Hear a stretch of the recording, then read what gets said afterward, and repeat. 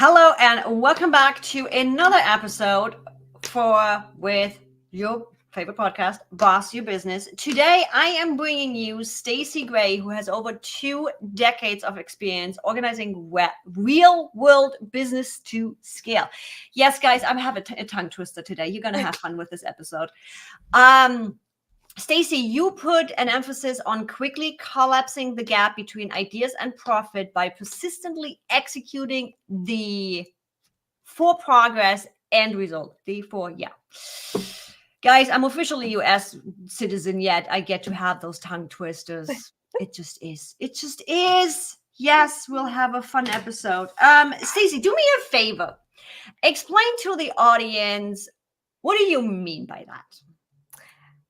I think that in order to really build a business, you have to take an idea and turn it into little yellow feet of action plans that actually get done. And most people struggle with bridging the gap between idea and execution and results. You mean I don't get to hang out in visioning all the big fancy things? You're saying I actually have to do something? Yeah, I kind of joke, if you live in visionary world, you kind of have a research company, but actually not a business. Yeah. Mm-hmm. Yeah. Mm-hmm. Yes. Guys, did you hear that? Did you hear that? You actually need to take action. And if you've been around listening, you know we can play around with things all day long. It's like I literally am having the same conversation with my clients right now where it's like, guys, we've mapped out this process as much as possible. We can envision it. We can think how this is going to work, but you actually need to run it. Yeah. You need to go out there to get the data. So that's such an interesting perspective, because I have found the same thing to be true with people that I work with, where you architect it, you build the infrastructure, and then you have the playbooks for execution, and then they're halted. There's a level of resistance that sets in that prevents them from executing on the thing that they know they need to execute on, that we've already planned and created and put together, and they still don't do it. And I've started to implement into the way we organize and scale businesses psychological systems, because we have intellectual things that stop us from executing. Because it's just like dieting or working out. It's not that we don't know what to do. We know exactly what to do. We just don't do it. And I think it's a level of grittiness and mental toughness that we have to develop and create and lean into, versus numb, hide, and live in the ideation world, but not in the actual doing part. I think living in ideation world allows us to feel like everything is perfect. Because the moment we take action, we open ourselves up to potentially fail. At least our perception of failing. To me, failing just means it's a data point. It didn't work that way. Okay, we adjust. However, I'm just as much a procrastinator as everybody else. Don't get me wrong. There's areas in my business where I'm like, I've been talking about this for how long now? Yeah. When am I finally going to do something about this? Business is messy. Even if you have all of the systems and all the structure and all the standard operating procedures and checklists and right people in the right seats, it's still messy. And I think sometimes we live in ideation world because we want it to be perfect. And so we don't take action because we're afraid of it being imperfect. And you can never build anything meaningful or significant unless you take imperfect action and then have the wherewithal within yourself to navigate the messiness. But my business is perfect. It just took me 2 years to get a book done. And we all know I'm joking with that. I'm like, I teach people how to run their business. And right now we have a shit ton of SOPs that need to be written. So don't get me wrong. We all have it. We all have it. Staci, tell my audience, how did you get here? Did little Staci ever think she's going to do what she's doing today? It's an interesting question to ask, because sometimes I reflect on my childhood dreams, and I think in a way I am doing an element of what I've always dreamed I would do. So when I was a little girl, I actually wanted to go to cosmetology school, and I had this dream of starting a business. So I was still a little bit entrepreneurial. of a place where women could go and they could spend the whole day. They could work out. They could have like juices and smoothies and sauna and facials and manicures and pedicures, and then get all dolled up and rent an outfit and then go out for whatever event that they had, enjoy it, and then they could just return the outfit. So you could always have a different outfit every time, but you could also make it a kind of a spa day experience. And my real heart with that is I wanted people to feel good about themselves. Like there's a way that you could feel good. And I think in business, I don't necessarily, it's not in the I don't know, vanity space, if you will, but it's in the business. Like we set out to build businesses to create freedom so we can go have fun in our lives. And we can be able to spend it with people who are important and meaningful to us. And so my business now basically is the frazzled entrepreneur who's overworked, overwhelmed, has this idea, but can't execute it. They come and they're all, hair's on fire. They haven't worked out in months. They feel like their relationships are suffering. And I feel like I just patch them all up and say, okay, here's the structure. Here's the system. Here's what it needs to do. Now go off and, feel good about yourself and feel good about your business and feel good about your life. So I think there's an element of how I was as a little girl that I do get to do now, which is fun. And I not necessarily in the industry I thought, but still similar. I love it. Tell my audience what was your path to get here? Did it just happen? I was like, yeah, cool, I'm grown up now, this is what I'm gonna do? Or did you run different businesses before? How did you get here? What was that journey? I have had so many businesses. A lot have failed and a few have been wildly successful.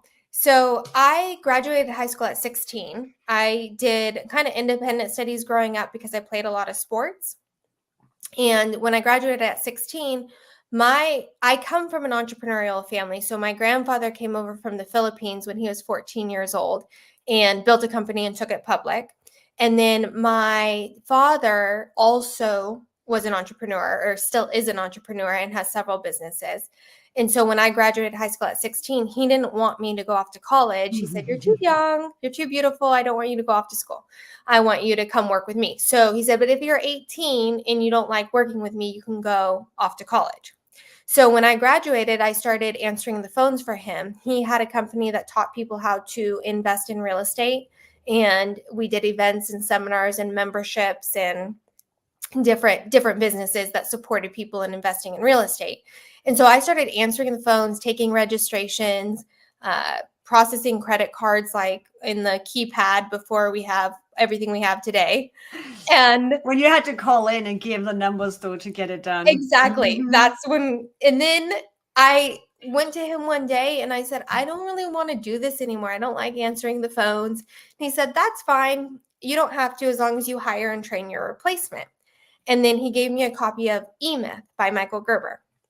And so that was like my first exposure to systems and structures and kind of the McDonald's model. And so I created my first handbook with all the standard operating procedures, exactly how to do it, put an ad online, hired somebody, trained them, and got them going. Eventually, I became the president of all of our family businesses and was running them. And then once it was all stabilized, I handed it off to him, and I went and built several other companies. And then my mother was diagnosed with stage 4 cancer, and he called me and asked if I would come run the companies again. And so I said, yes, of course, I'll come run them, but I'm going to be very structured because I don't want to be in the business at all. I'm not going to run day to day. I need to be able to get people in, have them run the day to day because I wanted to be able to spend time with my mom. And I ended up spending the last 18 months of my mom's life with her. She died December 13th, 2019. So almost 4 years ago from the time we're having this conversation. And that success during that period, which was the hardest time in our family's lives, actually turned out really well. And that was the birthplace of what is now Organized to Scale, which is how I help other entrepreneurs put systems in place.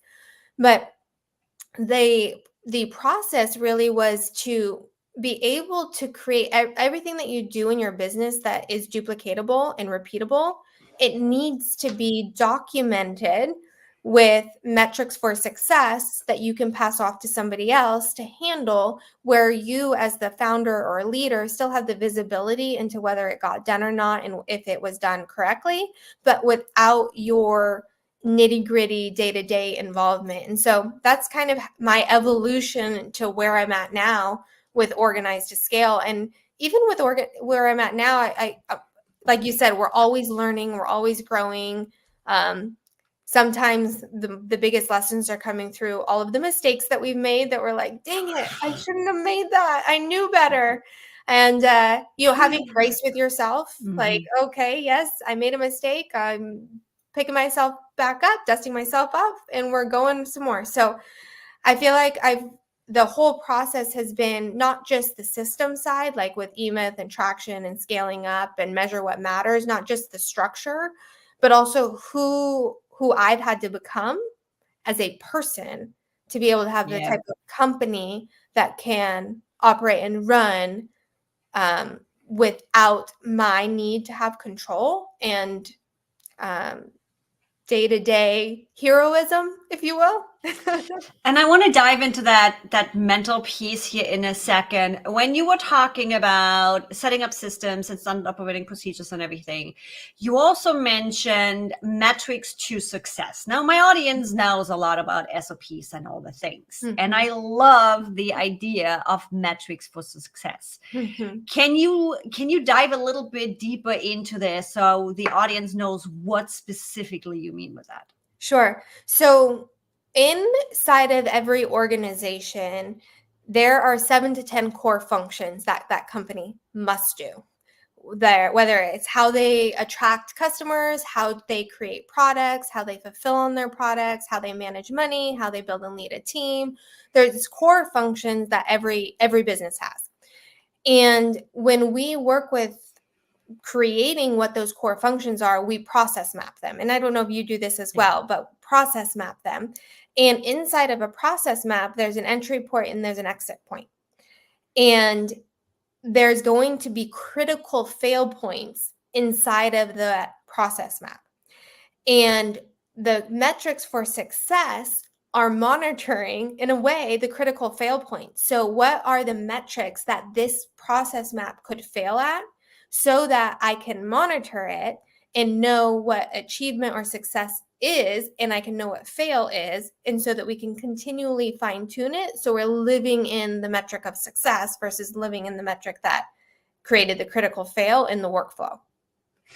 So, guys, to put a little bit of visual to these numbers, what Staci is pretty much saying is paying attention to the right data too, because often enough, there's a lot of data happening in our business. Don't get me wrong. There's a lot of numbers. There's all kinds of stuff happening, right? And what popped in my head listening to you is a conversation I had recently, a completely different situation, not even in business, that is considering starting a YouTube channel. Now, we all know YouTube channel has a whole bunch of numbers. It gives you so many numbers. And he was going after this. So our success metrics is subscribers. That's like looking at your business as a success metrics of how many employees do you have. Right. It doesn't matter if they are not working or if they are overworked. That metric doesn't matter. Right. It's a vanity metric.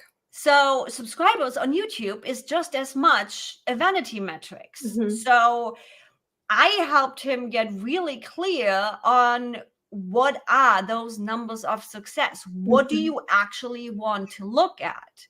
Because on the example of YouTube, if your click-through rate is well and people stay around longer than a minute and they're actually potentially watching 100% of the video, your subscribers are going to grow. And you actually get more data out of it and understand what's happening rather than just looking at subscriber count. Again, it's like paying attention to how many employees you have. That's not a goal. It's like a leading and trailing indicator. So when we think of success metrics, we think of, okay, what is a leading indicator that this workflow is on track, and what's a trailing indicator that it was successful. A lot of times people focus on trailing indicators, which is subscriber is a trailing indicator. The example you gave, the leading indicator is how long are they staying on your video. That's a leading indicator of the trailing indicator of subscribers. And so getting really clear on what that looks like at every critical process in your business is where metrics for success really come from. And with that, I want to dive a little bit deeper into this idea of having to become, you don't have to, but becoming the person you are now, being able to run the business like you are running it. What was some of the struggles you went through in this phase of self-improvement, in this phase of growth, changing your thinking? Probably, if I speak from experience, sometimes putting our ego aside and revisiting. I always say past Evie. She's done some weird stuff. What is some of that personal growth that you went through to be able to do this? Yeah, so there's so many things. And if I were to try to just summarize it, I think one is, and this is something I've had since childhood, but I think the commitment to learning, always learning, everything's figure outable. If you reach a crossroad in your business, you can solve it. And it really comes back to first principle thinking and being able to exercise that muscle of saying, okay, I've hit a ceiling, I've hit a roadblock, and now let me reverse engineer how to solve it and commit to that thought process journey. It's oftentimes we distract or we numb or we resist, and we go do everything else except the thing that we need to do. And so it's called procrastination. Yes, and this force is deep in this one. Oh my God. I can procrastinate for ages. Yeah. I think learning to just take imperfect action and just do the thing that the immediate next step, even if you're uncertain, even if you're scared, even if you are afraid of embarrassing yourself. I think that was a huge part for me, was just start. And don't worry about the critics in the arena. Just do it, and you're going to be your own worst critic anyways. And then but the second part of that, that I think was my bigger growth, because I'm a good starter. I think the other part is when I would make mistakes, and I still make mistakes, not shaming myself. And so that probably was my biggest growth, is not, I jokingly say I'm a recovering perfectionist, and I want everything to be dialed and perfect, and every customer is ecstatic, and everyone's referring, and the systems are flawless, and everything's running smoothly. And that's just not reality. It's not life. It won't ever be. So like developing the stomach, if you will, to handle the roller coaster of building and scaling businesses, I feel like that's such a growth journey. Oh my God. And to your point, setting your ego aside means that you don't over-identify. So you don't over-identify with either. I don't over-identify with my successes, and I don't over-identify with my defeats. They're just lessons. They're both lessons. Like the successes taught me, okay, that worked, but it doesn't teach me to rest on that, because that worked that time. It may not work the next time. And so just in that perpetual state of learning and growing, and not shaming myself for the messy process, because it's just going to be messy. I feel that big time. Yep. I am so guilty of that one. And Staci, for everybody that is ready to scale, you have a goodie for the audience. Yes, I can give them a goodie. So we have a few different goodies, but if you send an email to scale at Organize to Scale, you'll get all of them. And what it is we have a report for 4 steps for quickly organizing your business to scale that outlines how to go from idea to developing the infrastructure, to taking action and overcoming some of those things that block us from taking action so that we can repeat the process and eventually lay a solid foundation and continue to add layers of success and growth on top of it. And there's also a webinar in there that they could watch explaining some similar things as well. I very much, in the work that I do, want to normalize the entrepreneurial journey and let people know that it's imperfect and it's messy, and that if you have an idea that you know in 20 years you're going to put your head on your pillow and wish you would have done, just start. Just start and trust that you can figure it out as you go, and the right people, the right resources, and the right opportunities are going to cross your path, because what's meant for you isn't going to pass you by. I love that. And it puts us into that energy level of calling in what we need. How often have we been in a situation where it's like, oh, I really want to do this, but I don't know how? But because you are just in the ideation stage, you are not putting it out there, you're not talking about it, you are not sharing, and it's not going anywhere. But when you actually start doing and start talking about it, first of all, you're putting yourself in the energy of calling in what you need. But also you are doing, so you're figuring out what you actually need to make it happen.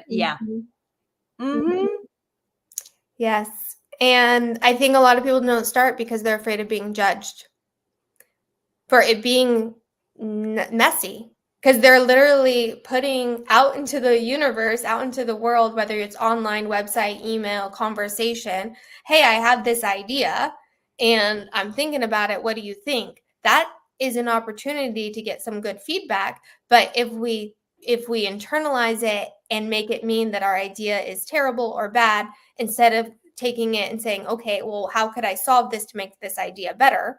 Then we don't ever start. Which is your call, audience. Pop into the comments. What are you going to start in 2024? Yes. Right now, as this is going live, it's January 2024. You should have some ideas, at least your plans ready. We want to know, what are you finally starting and taking out of ideation and doing? Just doing. Pop in the comments. Let us know. Staci, thank you so much for joining me. Let everybody know where they best can connect with you. You can connect with me online, Staci Gray, StaciGray. I am on all the social channels. And of course, you can send an email to scale@organizedtoscale.com and get connected with me there as well. Thanks so much for joining me. And everybody, I'll see you again next week on the next episode of Boss Your Business.